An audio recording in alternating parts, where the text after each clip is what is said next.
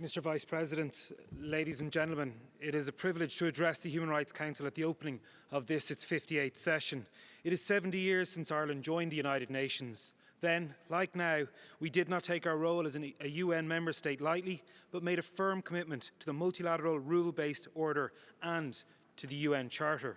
A few short months ago, all states here pledged a new beginning to multilateralism by signing the Pact for the Future and committing to human rights as an integral part of the UN system. As we convene for this new session of the Human Rights Council, we also restate our commitment to this Council, the primary UN human rights body.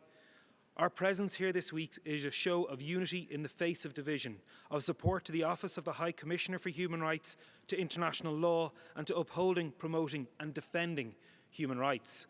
In times of crisis like we face today, it is difficult not to lean into division and distrust. However, it is also in these moments that we can and must stand secure in our commitment to the principles of interrelated, interdependent and indivisible human rights. Today, like 70 years ago, I restate Ireland's commitment to a rules-based international order and to a constant, persevering dedication to peace. Mr. Vice President, this week, 3 years ago, Russia made clear its disdain for the UN Charter and international human rights law. The Commission of Inquiry established by this Council has found that violations of human rights and international humanitarian law, as well as war crimes, have been committed in the context of Russia's brutal, illegal war of aggression against Ukraine. The international community must continue to condemn such actions and ensure that perpetrators of human rights violations and abuses are held to account.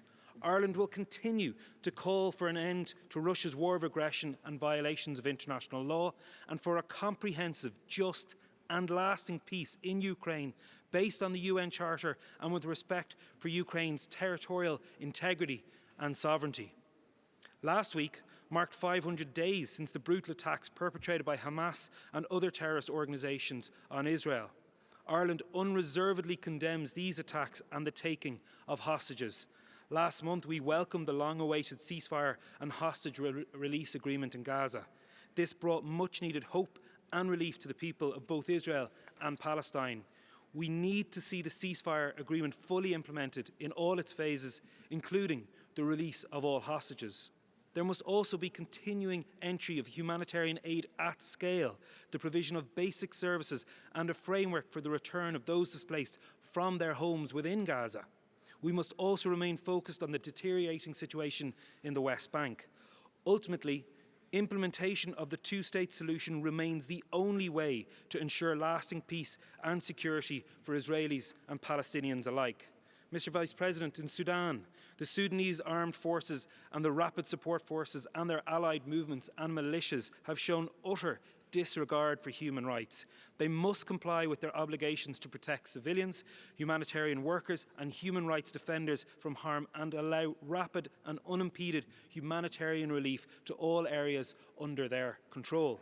In Yemen, attacks against civilians by all parties to the conflict should be independently investigated to ensure accountability and enhance the protection of Yemeni civilians. In Afghanistan, the High Commissioner has determined that systematic gender persecution is being perpetrated by the Taliban. The Taliban must revoke all discriminatory decrees and all other measures that seek to eradicate women and girls' access to education, work and public services, and that restrict their freedom of movement.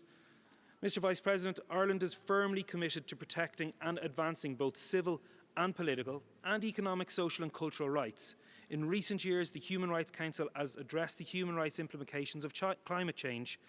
We have discussed how to enhance global protection against business-related human rights abuses, advocated for a human rights-based approach to new and emerging technologies, promoted gender equality and advanced guidance on the elimination of all forms of racial discrimination and the prevention of violence and discrimination against LGBTI+ persons.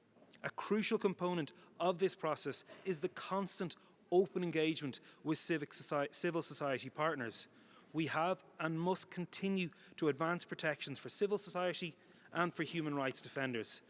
Mr. Vice President, this Council must be enabled to fulfil its role as the primary intergovernmental body for the promotion and protection of human rights globally. The Office of the High Commissioner must be adequately resourced and empowered to carry out its vital work. The guidance and recommendation of special procedures and of the treaty body committees must be heeded. Respect for human rights is where our values and interests align.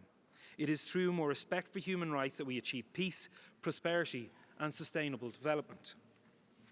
Mr. Vice President, in conclusion, as you will be aware, Ireland is seeking membership of the Human Rights Council for the term 2027 to 2029.